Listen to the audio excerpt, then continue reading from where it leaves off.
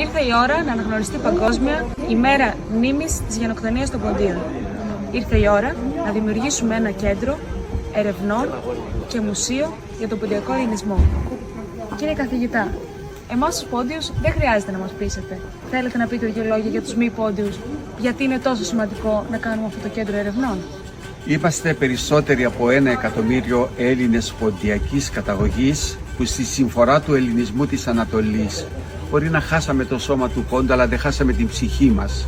Και αυτή μας κρατάει δεμένους με τις αλυσμόνητες πατρίδες και μας κρατάει δεμένους επίσης με τους γενοκτονημένους Έλληνες που περιμένουν από εμάς την αναγνώριση της διεθνούς γενοκτονίας που έγινε την περίοδο 1926-1923 στον αλυσμόνητο πόντο. Ήρθε η ώρα μετά από 100 χρόνια να γίνει ένα μουσείο γενοκτονίας και ένα ερευνητικό κέντρο για την ιστορία και τον πολιτισμό των Ελλήνων του πόντου.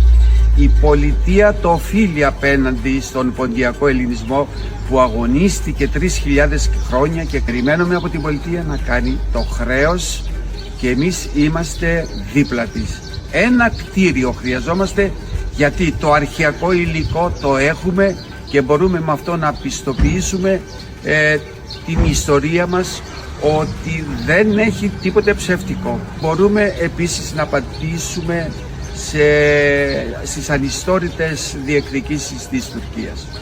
Ήρθε η ώρα να διεκδικήσουμε την αναγνώριση της γενοκτονίας των Ποντίων και στο Ευρωκοινοβούλιο.